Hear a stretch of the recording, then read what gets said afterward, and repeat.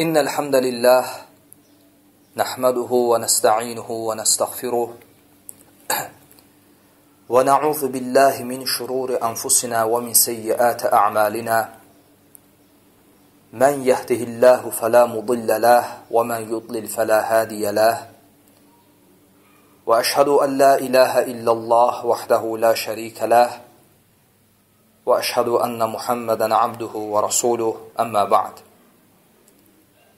Esselamu aleykum və rəhmətullahi və bərəkatuhu. Bugünkü dərsimizin mövzusu mut'anin haram olmasının əqli yöndən isbatı olacaq. Və bu dərsimiz siğa barəsində olan silsilə dərslərimizin üçüncüsüdür. İlk öncə hər bir müsəlman bunu bilməlidir ki, şəriətdə, Allahın bu dinində, Allah Azza və Cəllənin əmr və qadağalarında bizim üçün xüsusi məsləhətlər, faydalar var. Bizə bəlli olan və bizə bəlli olmayan çox hikmətlər var Allahın əmr və qadağalarında. Və bu məsələni şərh edən, bu məsələyə baxan, bu məsələni açıqlayan şəriət elmi Əl-Məqasidu Şər'iyyə adlanır. Məqasidu Şər'iyyə. Yəni, şəriətin gətirdiyi hökmlərin, əmr və qadağaların məqsədləri, hikmətləri nələrdir? Və təbii ki, bu ümumən və xüsusən, yəni ümumi və xüsusi olaraq iki hissəyə bölünür. Yəni, biri var, ümumən şəriətin, Allahın əmr və qadağalarının məqsədi. Bir də var xüsusən, məsələn, namazda olan məqasidlər, qəsdlər, məsələn, namazın faydaları, namazın əmr edilməsinin hikməti, məsələn. Və ya şərabın haram edilməsinin hikməti, bunda olan məqsədlər, faydalar. Yəni, bu şəri məqsədlər iki hissəyə bölünür. Bir var ümumən, bir də var xüsusən hər bir əmr və qadağaya xas olan faydalar və hikmətlər. Və ilk öncə məsələyə ümumi olaraq yanaşsaq, bilmək lazımdır ki, şəriətin Allah Subhanahu və Teala'nın əmr və qadağanlarının ən əsas köklü 5 məqsədi var. Və şəriət gəlib bu 5 şeyi hifz etmək və qorumaq üçün. Şəriət gəlib insanın ağlını qorusun, hifz etsin. İkincisi, onun malını hifz etsin. Həmçinin onun canını hifz etsin. Həmçinin onun nəfsini hifz etsin. Və həmçinin onun ırzını və nəslini hifz etsin və qorusun. Yəni, ağlın, malın, canın, nəfsin və nəslin qorunması. Bu, ümumi olaraq şəriətin əmr və qadağanlarında olan məqsədlərdir. Və misal verməli olsaq, Bəli, şəriət gəlib ki, ağlı qorusun. Və bu səbəbdən şərabı, insanı sərxoş edəcək hər bir maddəni qadağan edib. Həmçinin musiqini, çalğı alətlərini qadağan edib. Səbəb, məqsəd, ağlın qorunması. Çünki musiqi də şərab kimi insanın ağlını başından alır. Həmçinin şəriət gəlib, sənin malını qorumaq üçün. Və bu səbəbdən şəriət sənin malını qoruyur. Bu hüququnu, haqqını hifz edir. Və bu səbəbdən şəriət Allah və Rasulü, Quran və sünnə məsələn qumarı haram edib. Həmçinin oğurluğu haram edib. Səbəb malı qorunması. Həmçinin Allah subhanahu və teala və onun Rasulü Muhammed sallallahu aleyhi və səlləm sələmi, faizçiliyi qadağan edib. Səbəb insanın malının qorunması. Həmçinin şəriət gəlib insanın canını qorumaq üçün və nəfsini qorumaq üçün. Və bu səbəbdən məsələn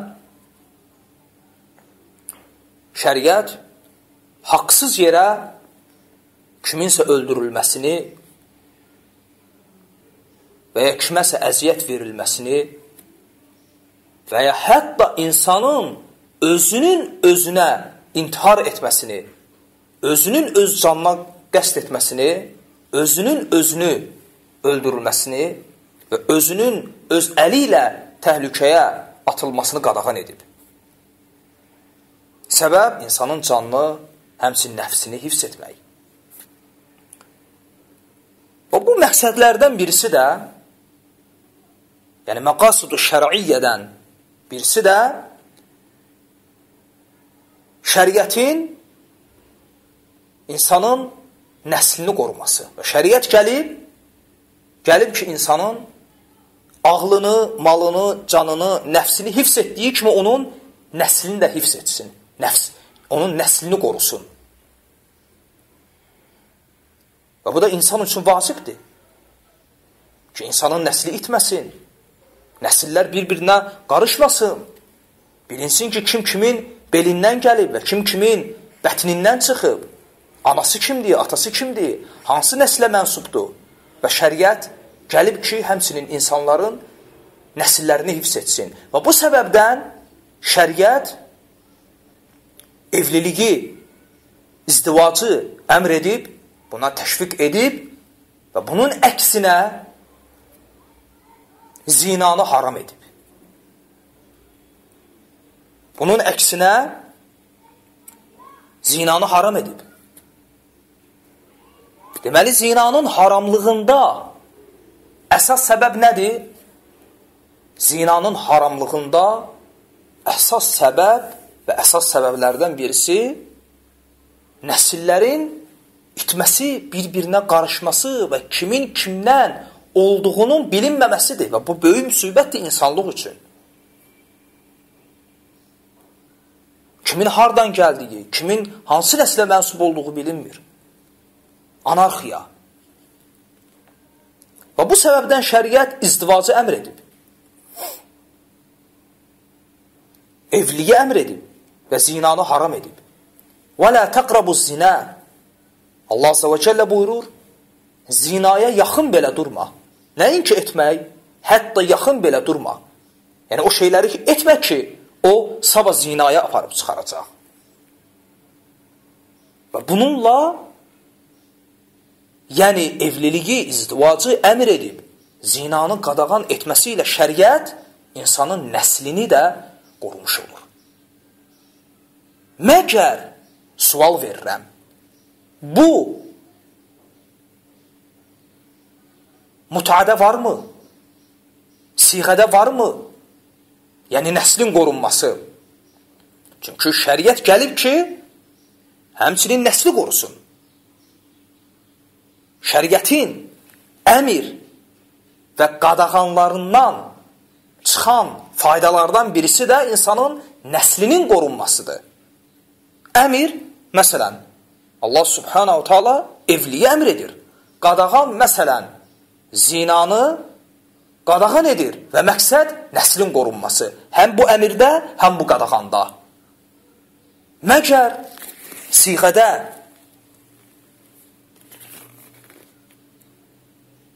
bu fayda, yəni nəslin qorunması kimi məqsəd özünü göstərirmi? Təbii ki, yox. Və bu yöndə siğənin zinadan heç bir fərqi yoxdur. Və bu səbəbdən şəriət siğəni haram edib. Və bu, əqli yöndən siğənin haram olmasının isbatıdır. Və açıq aydın dəlildir. Və heç bir səlim ağıl, sağlam düşüncə bu fikri rədd edə bilməz, inkar edə bilməz. Çünki siğə nəticəsində nəsillər bir-birinə qarışır. Kimin hardan gəldiyi, kimin kimdən olduğu bilinmir. Və adi bir misal deyim. Məsələn, bugün bir 15, 16, 17 yaşında gənc bir şiə gedib özündən 2 yaş kiçik və ya özündən 10 yaş böyük fərq etməz. Bir qadınla siğə edə bilər. Və bu siğənin nəticəsində həmin qadının uşağı ola bilər. Və təbii ki, kişi də bunu bilmir. Qadın da uşağın atasından bir xəbərdir. Uşağın atası bilinmir kimdir. Niyə? Çünki qadın bir il ərzində 10 dəfə, 20 dəfə, 50 dəfə, Allah bilir nə qədər kişi ilə mütəə nikahı bağlayıb. Və sonra uşağa qalıb. Və uşaq doğulub və bilinmir atası kimdir. Və sabah bu uşaq böyüyür. Olur 15-16 yaşı. Cavan bir qız. Və bu da anasının yolu ilə gedir. Müstəciradır. İcarəyə götürülmüş qız. Və sabah onun əsl atası gəlib öz qızı ilə siğə edə bilər. Yəni, atanın olacaq, tutaq ki, 35 yaşı, qızın olacaq 16-17 yaşı. Və ata bilmir ki, bu bunun qızıdır. Öz qızı ilə siğə edir. Niyə? Çünki mütəədə eyni zina kimi nəsil qorunmur. Şəriətin bu məqsədi ortada deyil. Subhanallah. Bax, bu səbəbdən şəriət zinanı haram etdiyi kimi siğəni də haram edir. Və bu siğənin əqli yöndən haram olmasının açıq aydın dəllidir. Və yenə təkrar edirəm, ağıl sahibi heç kəs bunu inkar edə bilməz. Və bu məsələyə ümumi bir yanaşmadır.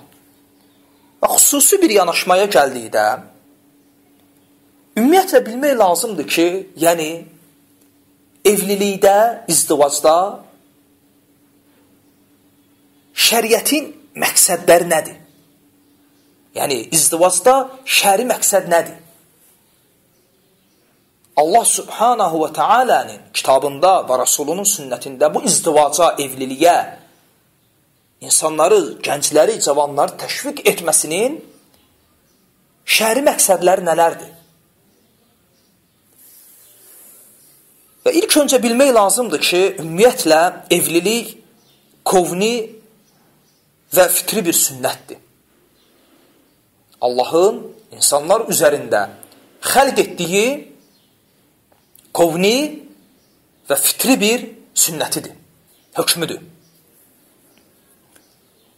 Allah Azza və Cəllə buyurur Əz-Zariat surəsi 49-cu ayədə وَمِنْ كُلِّ شَيْءٍ خَلَقْنَا زَوْجَيْنِ لَعَلَّكُمْ تَذَكَّرُونَ وَمِنْ كُلِّ شَيْءٍ خَلَقْنَا زَوْجَيْنِ Biz hər bir şeydən cüt-cüt yaratdıq, dişi və erkək olaraq. Hər bir şeydən cüt-cüt yaratdıq. Yəni, bu Allahın qovni sünnətidir ki, Allahın əbədi, əzəli hökmüdür ki, Allah Azza və Cəllə hər şeyi cüt yaradıb. Ki, bir-birləri ilə ünsiyyətdə olsunlar və aralarında əlaqə və bağ olsun, irtibat. Və o cümlədən də insan tək yaradılmayıb. Kişi və qadın olaraq cüt xəlq edilib. Və həmçinin bilmək lazımdır ki, bu izdivacda, evlilikdə nəfsi və ruhi rahatlığın bir təmini var. Allah Azza və Cəllə buyurur Rum surəsi 21-ci ayədə وَمِنْ آيَاتِهِ أَنْ خَلَقَ لَكُمْ مِنْ أَنْفُسِكُمْ أَزْوَاجًا لِتَسْكُنُوا إِلَيْهَا وَجَعَلَ بَيْنَكُمْ مَوَدَّةً وَرَحْمَةً إِنَّ فِي ذَلِكَ لَآيَاتٍ لِقَوْمٍ يَتَفَكَّرُونَ Allah Azza və Cəllə buyurur ki, Allahın ayətlərindən, kovni işarələrindən birisi də budur ki, Ən xələqə ləkum min ənfusikum əzvacən litəskunu iləyhə. Siz onlarda sakin olasınız, siz onlarda sükunət, bir rahatlıq tapasınız deyə sizin öz nəfsinizdən sizin üçün zövcələr xəlq etdi. Deməli, Allah Subhanahu və Teala izdivacda, yəni kişi və qadın əlaqəsində, bu evlilikdə olan məqsədi bəyan elədi. Buyurdu ki, o Allah sizin öz canlarınızdan zövcələr xəlq etdi. Nə üçün? Litəskunu iləyhə. Yəni, onda sakin olasınız. Onda bir sükunət və rahatlıq tapasınız deyə. وَجَعَلَ بَيْنَكُمْ مَوَدَّةً وَرَحْمَةً Əsas nöqtə. Və sizin aranızda bir sevgi və rəhmət xəlq etdi. Yəni, kişi və qadın arasında, arvad arasında bir sevgi, bir məhəbbət xəlq etdi. İnnə fī zəlikə ləəyətin liqavmin yətəfəkkərun. Və bunda düşünən, təfəkkür edən, anlayan qövm üçün ayətlər var, nişanələr var. Rum surəsi 21-ci ayə. Və bu ayədən də Allah Subhanahu və Teala izdivacda olan bəzi məqsədləri bəyan etdi. Ruhi və nəfsi bir rahatlığın təmini, həmçinin və arvad arasında olan ülvi hisslər, sevgi, məhəbbət və rəhmət. وَجَعَلَ بَيْنَكُمْ مَوَدَّةً وَرَحْمَةً Və sizin aranızda sevgi və mərhəmət xəlq etdi, yaratdı. Və həmçinin izdivacda, evlilikdə olan məqsədlərdən birisi də kişinin salih, sağlam, səhih, düzgün bir pak, nəslə, nəsəbə sahib olması. Hansı ki, Allah Azza və Cəllə Əli İmran surəsi 38-ci ayədə biz qullarına Zəkəriyyə Peyğəmbərin aleyhissələmin duası barəsində xəbər verərək buyurur. Hunəlikə də'a Zəkəriyyə Rabbəh. Zəkəriyə orada Rəbbinə dua edərək dedi: Qalə, Rabbi həbli min lədunkə zurriyyətən tayyibə, innəkə səmi'ud dua. Ey Rəbbim, öz dərgahından mənə pak, zürriyyət ihsan et. Həqiqətən sən duaları eşidənsən. Allahın qulu və nəbisi Zəkəriyyə aleyhissələm Rəbbindən nə istəyir? Rabbi həbli min lədunkə zurriyyətən tayyibə. Allahım, öz dərgahından mənə pak bir zürriyyət, nəsil, nəsəb ihsan eylə. Və həmçinin Allah Azza və Cəllə Furqan surəsinin axırıncı ayələrində və ibadur rəhmən deyərək başladığı silsilə ayələrdə bizə Rahmanın xalis, muxlis, muttaqi qullarının vəsflərini qeyd edərkən buyurur. İbadur Rəhmən, Rahmanın qulları kimlərdir? O kəslərdir ki, gecə ibadətlərində Rəblərinə dua edərək deyərlər. وَالَّذِينَ يَقُولُونَ رَبَّنَا هَبْ لَنَا min əzvacina və zurriyyətina qurrata a'yun və cəalna lilmuttaqina imama. Allahım, gözümüzün nuru olacaq zövcələr və zürriyyət, nəsil, nəsəb ihsan eylə bizə və bizi muttaqilər üçün imam et. Möminlər Rəblərindən gözlərinin nuru olacaq pak zürriyyət istəyərlər. Və bəli, həqiqətən də bu, yəni kişinin bir nəsəbə, bir nəslə, zürriyyətə sahib olması izdivacda olan, evlilikdə olan məqsədlərdəndir. Həmçinin evlilikdə olan şəri məqsədlərdən birisi də kişinin və qadının, fərq etməz, hər ikisinin iffətinin qorunmasıdır. Allah Subhanahu və Teala Nur surəsi 33-cü ayədə bu barədə buyurur: وَلْيَسْتَعْفِفْ الَّذ۪ينَ لَا يَجِدُونَ نِكَاحًا حَتَّى يُغْنِيَهُمُ اللّٰهُ مِنْ فَضْلِهِ. Evlənməyə qüvvəsi çatmayanlar, Allah öz lütfi ilə onlara mal dövlət verənə qədər iffətlərini qoruyub saxlasınlar. Öz iffətlərini qoruyub saxlasınlar. Kimlər? O kəslər ki, evlənməyə gücləri çatmır. Deməli, evlilik kişinin və qadının iffətini, namusunu qoruyur və bu izdivacda, evlilikdə olan məqsədlərdən birisidir. Və bunların heç birisi, bu izdivacda olan, bu evlilikdə olan, qeyd etdiyim bu şəri məqsədlər, bunların heç birisi siğədə yoxdur. Heç birisi siğədə yoxdur. Kişi icarəyə götürdüyü qadında məskunlaşmır. Aralarında ülfət, rəhmət, məhəbbət olmur. İnsan bu siğə ilə zürriyyətə sahib olmur. İnsan bununla öz iffətini qorumur. Bu məqsədlər hamısı izdivacdadır.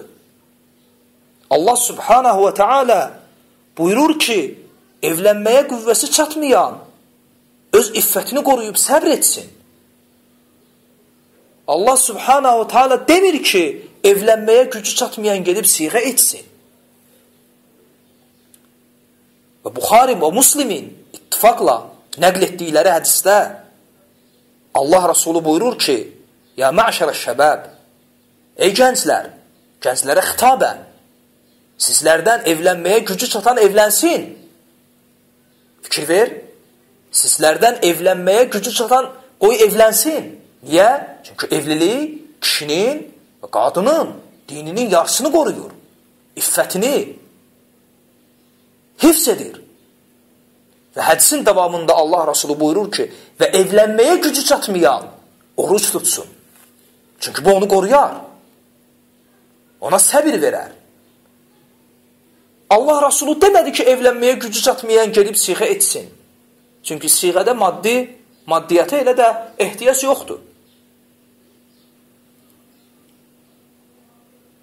Çünki evlilikdə olan bu şəri, ali məqsədlər heç birisi siğədə təmin olunmur. Siğədə təmin olunan nədir?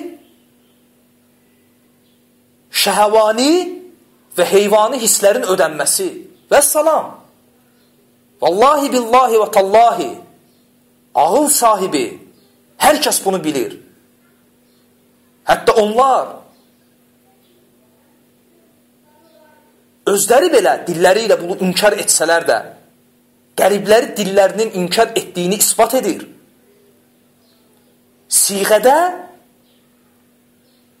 şəhvətdən başqa, o heyvani hissdən başqa heç nə təmin edilmir və heç nə güdülmür. Və subhanallah, bəs bunun zinə ilə nə fərqi oldu? Məgər zinada da güdülən yalnız bu deyilmi? Burada bir üzr istəyirəm. O mənada ki, xəta etdim. Və xətam da nədir? Dedim ki, siğədə güdülən yalnız insanın şəhvətinin ödənməsi. Bəli, burada xəta etdim. Çünki burada güdülən ikinci bir mənfəət də var. O da nədir? Qadının aldığı pul. Subhanallahil azim. Hansı ki, bu eyni ilə zinada da var. Bəli, bu gün İranda qadınlar siğə ilə pul qazanır. Bugün İranda qadınlar siğə ilə pul qazanır. Necə ki, başqa ölkələrdə zinə ilə pul qazandıqları kimi. Və heç bir fərqlər də yoxdur. Və Suriyada baş verən son hadisələr, yəni bu hadisələrdən qabaq, məlumdur, həccə gedən qardaşlar bilir, kim ki avtobusla həccə gedirdi, Gürcüstan, Türkiyə, Suriya, yəni Yordaniya və Saudiya xətti ilə gedirdilər. Və bir həftə boyunca yol gedirdilər. Və Suriyada Zeynəbiyyə deyilən məntəqədə, şəhərdə avtobus dayanırdı və təxmini yarım gün ərzində zəvvarlar oteldə, həmin Suriyada, Zeynəbiyyə deyilən məntəqədə, oteldə bir yarım günlük məskunlaşırdılar. Həm gedərkən, həm qaydarkən. Yəni, mən özüm də həccə avtobusla gedmişəm və mən də başqa qardaşlar kimi, yəni adətimiz üzrə, çünki qayda belə idi, Suriyada, Zeynəbiyyədə yarım gün həm gedərkən, həm gələrkən oteldə məskunlaşmışıq və hamımız o Suriyada, həmin o Zeynəbiyyədə, o məntəqədə rafizlərin və şiyələrin bol olduğu yerdir, hamımız görmüşük və hamımız da bilirik. Yəni, həmin kənd siğə bazarı idi. Qadınların açıq aydın satıldığı, iffətlərinin, namuslarının pul ilə alınıb satıldığı və qadınların bir ticarət malı kimi ortaya qonulduğu bir məntəqədir. Yəni, bunu hamı görüb və subhanallah, məgər şəriət bunun üçün gəlib? Xeyr. Və sonra necə deyə bilirsiniz ki, siz mütəə qadını, siğə qadını zövcə hökmündədir. Və sonra gedib bir fahişə, pozğun qadınla siğə edirsiniz və onu özünüzə zövcə sayırsınız. Və ya bugün sən biri ilə siğə edirsən, bir aydan sonra öz dostuva onu məsləhət görürsən ki, sən də göd onun yanına. O sənin bir ay qabaq zövcən idi, indi başqasına öz zövcəvi məsləhət gördün. Subhanallah. Necə siğə qadını zövcə hökmündə ola bilər? O müstəciradır. İcarəyə götürülmüş qadın. Necə ki, öz kitablarımızda İmam Cəfər Sadiq deyir bunu. Və təbii ki, İmam Cəfər Sadiqə atılan bir böhtandır. O belə şeylərdən uzaqdır. O əslində siğəni necə Beyhəqinin Sünən Əl-Kubrasında gəlir, zina adlandırır. Və həqiqətdə də zinadan adından başqa heç bir fərqi yoxdur. Və həmçinin bayaqlar qeyd etdiyim kimi evlilikdə olan o ali məqsədlər heç birisi siğədə təmin edilmir. Və bunları qeyd etməkdə məqsədim nədir?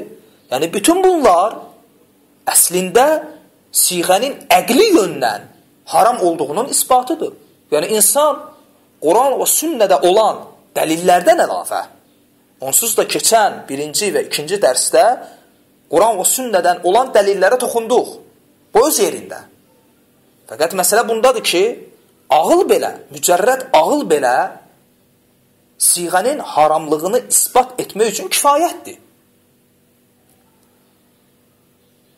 Və həmçinin şəriət hər bir şeyə hədd qoyub. Adi evliliyi, yəni şəri, səhih, doğru olan izdivacı götürsək, şəriət izdivacın, evliliyin hər bir yönünə hədd qoyub. Yəni, evlilikdə anarxiya yoxdur. Kim necə gəldi evlənsin, necə gəldi boşansın, qadınla necə gəldi rəftar etsin, belə şeylər yoxdur. Bu, məqasidu şəriyyədən, şəriyyətin məqsədlərindən deyil. Əsla şəriyyət nikaha şərtlər qoyub, qadına haqq verib, hətta talağa belə həddlər qoyub, şərtlər qoyub. Evlilik necə gəldi, kim necə istədi deyil. İnsan evlənir, evlənərkən ortada mehir təyin olunur, evlənərkən şahid olur, evlənəcəyi qadının vəlisinin izni olur, həmçinin qadın, yəni kişi eyni vaxtda öz nikahında 4 qadından artığını saxlaya bilməz, şəriət hədd qoyub. Allah subhanahu ta'ala buyurur ki, فَانْكِحُوا مَا طَابَ لَكُمْ مِنَ النِّسَاءِ مَثْنَا وَثُلَاثَ وَرُبَعٍ Nisa surası 3-cü ayə. Yəni, xoşunuza gələn halal qadınlardan 2-si, 3-ü və 4-ü ilə evlənin. Allah subhanahu wa ta'ala hədd qoyub. Məgər bunlar siğədə təmin edilir? Əsla. Əsla. İstəyirsən, lap 70-i ilə evlən, siğə. 70 qadını icarəyə götür. Heç bir hədd yoxdur. Həmçinin, yəni anarxiya. Anarxiya. Bunun başqa bir adı yoxdur. Hətta talaqda belə hədd var. Şərt və qaydalar var. Allah Azze və Cəllə buyurur ki, Ət-talaqu mərratən. Talaq 2 dəfədir. Və artıq 3-cü dəfə talaq verəndən sonra qadın sənə qayda bilməz, qayda bilər müəyyən şərtlərlə. Həmçinin qadının mirasdan payı var. Qadına mirasdan pay düşür. Həmçinin kişi o qadına baxmaqla mükəlləfdir. Yəni, qiyamət günü cavab verəcək. O qadının geyimi, keçimi, hər bir şeyi o kişinin boynundadır. Həmçinin onunla məskunlaşır. Və bütün bunların heç birisi siğədə təmin edilmir. Heç birisi siğədə təmin edilmir. Necə ki, İmam Cəfər Sadiq güya ki, deyir ki, şiyələrin öz kitablarında gəlir bu hədis, Kuleyni, Furu'ul Kafidə 2-ci cild 43-cü səhifədə, Tusi, Ət-Təhsib 2-ci cild 188 və İstibsarda 3-cü cild 147-ci səhifədə, həmçinin Hurrul Amili və Sailu Şia 14-cü cild 446-cı səhifədə və başqa bir çox kitabda Şiə məzhəbinin ən mötəbər hədis kitablardır ki, İmam Cəfər Sadiq deyir ki, yəni, siğə qadını 4-dən sayılmır, zövcədən sayılmır. Çünki ona nə talaq verilir, nə də ona miras verilir. Nə ona kişi baxır, nə də o iddət gözləyir. O yalnız müstəciradır, icarəyə götürülmüş qadın. Yəni, onun heç bir haqqı və hüququ yoxdur. Yəni, şəri evlilikdə, həqiqi evlilikdə ali məqsədlər var. Qadının haqları, hüquqları var. Kişi bununla iffətini qoruyur. Qadın bununla iffətini, adını qoruyur. Nəslini qoruyur. Nəsil sahibi olur. Şəriət qadınlara haqlar verir. Mirasdan və qadın kişiyə baxmaqla mükəlləfdir. Və s. və ilə axır. Və bütün bunların heç birisi siğədə təmin olunmur. Və necə deyə bilərsən ki, siğə qadını zövcə hökmündədir? Siğə eyni ilə zinanın eynisidir. Və aralarında heç bir fərq yoxdur. Necə ki, zinada həqiqi evlilikdə gözlənilən, güdülən məqsədlərin heç birisi təmin edilmir. Zinada iki şey təmin edilir. Şəhvət ödənir bir tərəfdən və ikinci tərəfdən də qadın bədənini satıb müqabilində pul alır. İki şeydən başqa heç nə güdülmür. Və bu iki şeyin ikisi də siğədə mövcuddur. Öz şəhvətini ödəyir və qadın bunun müqabilində pul qazanır. Vəssalam. Eyni zina kimi.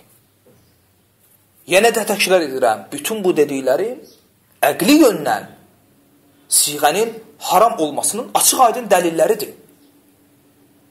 Həmçinin fikir versəz,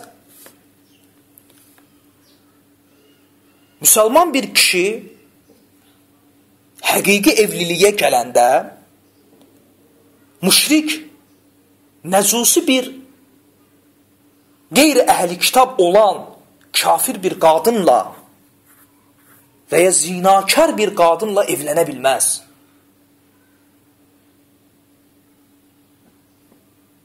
Bu, Allah Azza və Cəllənin həqiqi izdivaca, evliliyə qoyduğu həddlərdən birisidir. Müsəlman kişi zinakarla evlənə bilməz, məcusi bir qadınla evlənə bilməz. Fikir ver, Allah Subhanahu və Teala müsəlman ailəsini və müsəlmanın iffətini və onun nəslini necə qoruyur? Məgər bu siğədə təmin olunur? Əsla.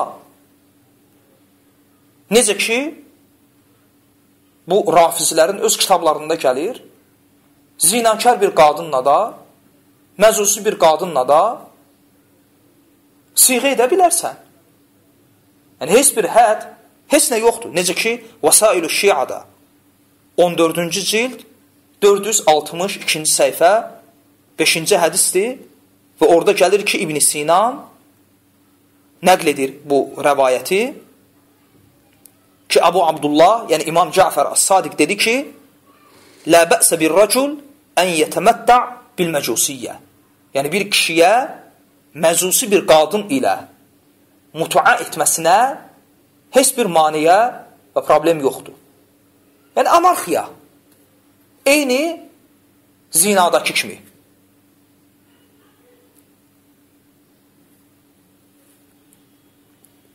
Və bu dərsimi maraqlı bir hadisəni qeyd etməklə tamamlamaq istəyirəm. Bu hadisə də mənim öz başıma gəlib. Deməli, bir gün internet saytlarının birində təsadüfən bir adını xatırlamıram həmin saytın. Bir rafisi saytına girdim. Yəni, Azərbaycanda olan bir saytdır. Azərbaycan dilində olan saytdır. Və belə bir mövzu ilə, siğə mövzusu ilə qarşılaşdım. Və təbii ki, orada siğəyə cürbəcür donlar geyindirərək insanlara gözəl bir əməl kimi təqdim olunurdu. Və orada maraqlı bir başlanğıc ilə qarşılaşdım. Həmin məqalə təxmini bir 6-7 dənə bölümdən ibarət idi. Bir 6-7 başlıq var idi. Və o başlıqlardan birisi də belə idi. O olmasın, bu olsun. Dinləyən qardaşlar bu kəlməni xatırladılar. Bizdə məşhur olan bir filmin adıdır. O olmasın, bu olsun. Və həmin məqalədə, siğə ilə əlaqəli həmin məqalədə cürbəcür başlıqlar açıblar və o başlıqlar altında müəyyən mövzuları işləyiblər və o başlıqlardan birisi də budur ki, o olmasın, bu olsun. O saat diqqətimi cəlb elədi. Yəni, siğə mövzusudur və ortada bir başlıq açılıb, o olmasın, bu olsun. Və sonra həmin başlığın altında yazılanları oxuyub, nə görsəm yaxşıdır? Yəni, o olmasın, bu olsun, yəni nə? Subhanallah. Yazan deyir ki, məgər bugün gənclər gedib zina etmir? Və sonra deyir ki, yəni o olmasın, bu olsun. Yəni siğəni zinaya alternativ kimi gətirir, təqdim edir. Subhanallah. Allah Azza və Cəllə öz dillərindən öz batillərini çıxardır. Deyir, o olmasın, bu olsun. Yəni, zina olmasın, siğə olsun. Yəni, insan özü etiraf edir ki, bundan heç bir fərqi yoxdur. Və daha da maraqlısı bundadır ki, həmin saytın ən başında, yəni, saytın, belə desək, bir reklamasıdır, həmin saytın şuarıdır, yazılıb ki, zillət bizdən uzaqdır.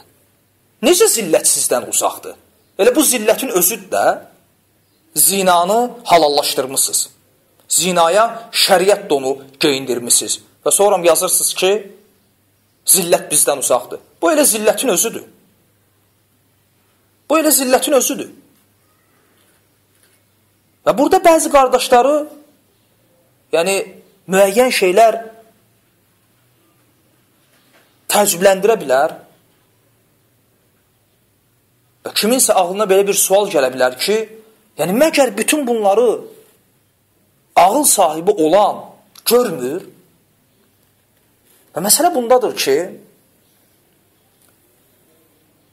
onlar, şiyələr və onların alimləri öz gənclərini bax, bu cür tərbiyə ilə yetişdirirlər. Və nəticədə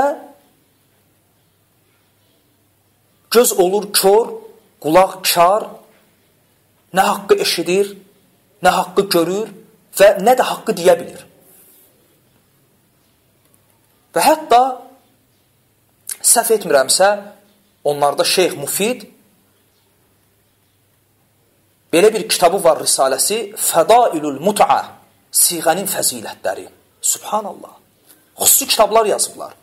Siğənin fəzilətləri ilə əlaqəli. Xüsusi kitablar yazılıb. Və məsələn, deyə bilərsiniz ki, yəni nə fəzilət siğə üçün? Məsələn, o fəzilətlərdən birini qeyd edeyim.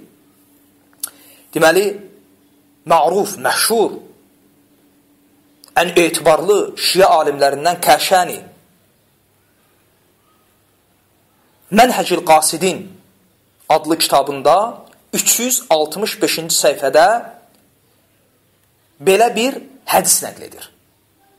Tam xatırımda deyil, ya İmam Muhammed Baqirdən, ya da Cəfər As-Sadiqdən belə bir hədis nəql edir. Deyir ki, kim bir dəfə siğə etsə, o Hüseynin dərəcəsinə çatar. Kim 2 dəfə siğə etsə, o Həsənin dərəcəsinə çatar. Kim 3 dəfə siğə etsə, o 50-nin dərəcəsinə çatar və kim 4 dəfə siğə etsə, o Muhammed sallallahu aleyhi və səlləmin dərəcəsinə çatar. Auzu billah. Auzu billah. Və subhanallah. Görün, Əhl-i Beytin fəzilətlərini kimlərə vermişsiniz? Şəhvətlərini bu cür əyri yollarla ödəyənlərə. Və görün, Əhl-i Beyti necə alçaldırlar. Budur Əhl-i Beytə verdiyiniz dəyər. Necə məgər 4 dəfə siğə edən Peyğəmbər sallallahu aleyhi və səlləmin dərəcəsindədir. Hə? Və maraqlıdır, görürsən 5 dəfə siğə edən hansı dərəcədədir? 6 dəfə, 7 dəfə. Çox maraqlıdır. Ona elə çıxır ki, elə cənnəti qazanmağın ən asan yoludur ki, get siğə ilə cənnəti qazan. Və burada yenə də maraqlı bir hadisə xatırıma gəldi. O da universitetdə oxuduğum illərə təsadüf edir. Sinifdə oturmuşduq və Rafisi müəllim başladı siğədən danışmağa. Başladı, danışdı və biabırçı şeylər ortaya çıxdı və şiə tələbələrdən birisi dözmədi. Gəncdir, qeyrəti var, dözmədi, dilləndi və dedi ki, sinifdə müəllim bəsdirin, yığışdırın bu biabırçılığı. Dilləndi, dözə bilmədi. Niyə? Çünki ağlını işlətdi. Ağlını işlətdi, gördü ki, ağ nədir, qara nədir? Və müəllim açıq aydın o auditoriya qarşısında, tələbələr qarşısında demək olar ki, pərt oldu.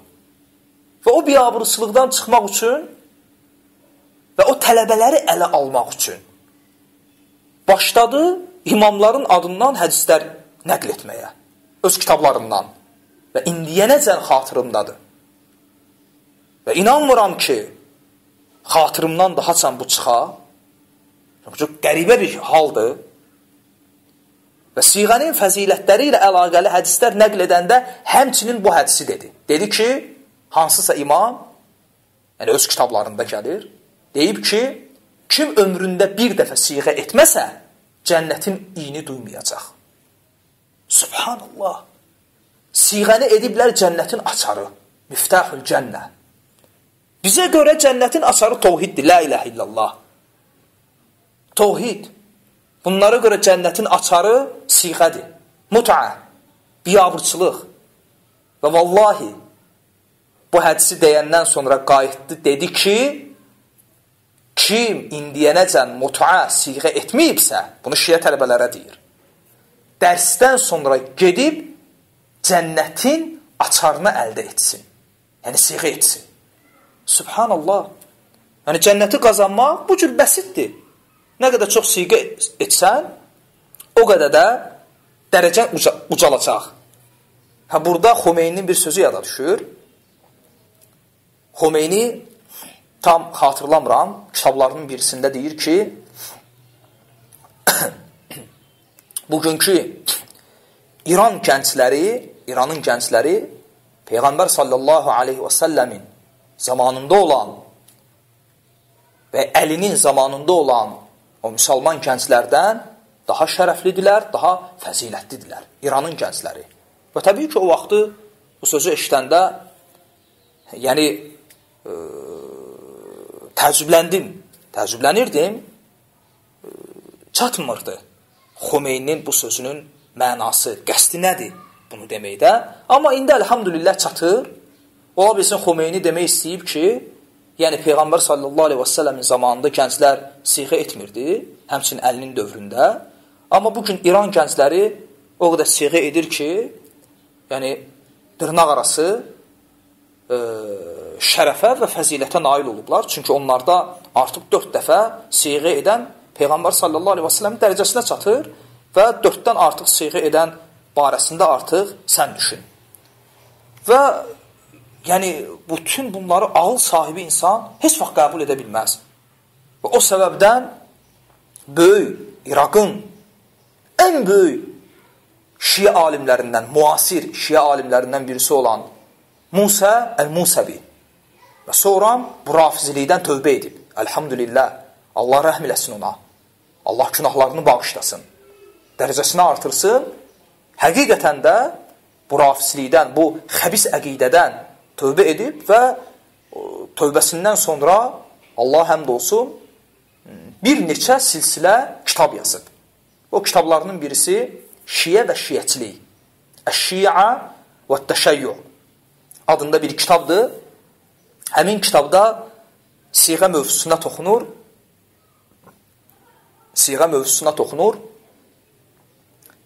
Və həmin kitabı mən təxmini 5-6 il bundan qabaq mütaliə etmişəm və o mütaliəmdən məndə 2 cümlə yadımda qalıb bu siğə mövzusunda və heç vaxt yadımdan çıxmır. Həmin şiə alimi, sonradan tövbə etmiş həmin şiə alimi Musa el-Musavi görün nə deyir. Deyir ki, bugün biz bunu yəqinliklə bilirik ki, siğə şiə alimlərinin əlində bir vasitədir, bir vasilədir, bir bəhanədir, şiə gənclərini və şiə gəncliyini şiəçilik üzərində saxlamaq üçün. Çünki gənc fitri olaraq nəfsi belə şeylərə can atır. Və onlar bundan istifadə edirlər. Bu bir və heç vaxt yadımdan çıxmayan 2-ci cümləsi də budur. Deyir ki, Musa el-Musavi, biz həmişə orada, burada deyirik ki, cənnət anaların ayağı altındadır. Yəni, İslam qadına və qadın iffətinə bu cür dəyər verir. Və sonra deyir ki, budurmu? Siğə ilə cənnətin ayaqları altlarında olan o analara, o bacılara, o qadınlara verdiyimiz hörmət. Yəni, bu bununla uyğun gəlmir, uyğunlaşmır. Və xülasə, bu dərsimdə siğənin əqli yöndən, yəni haram olmasının isbatı idi və ümid edirəm ki, qabağımıza qoyduğumuz məqsədə müəyyən qədər çatdıq və inşallah növbəti 4-cü dərsin mövzusu Nisə surəsi 24-cü ayənin təfsiri barəsində olacaq və o ayə ilə əlaqəli rafizilərin gətirdiyi şübhələrə bir-bir cavab veriləcək və inşallah sübut olunacaq ki, Nisə surəsi 24-cü ayə özlüyündə elə siğənin haram olmasının açıq aydın dəlillərindəndir və doğrusunu Allah bilir. Dua edirəm ki, bu dərslərimiz bizim hamımızın imanımız, ixlasımız və təqvamız, hidayətimiz və əxlaqımız dünya və axirətimiz üçün faydalı olsun. Subhanəkallahumma və bihamdik. Əşhədu ən la ilahə illə ənt. Əstəğfiruka və ətubu iləyik. İxlasla.com saytı tərəfindən təqdim olundu.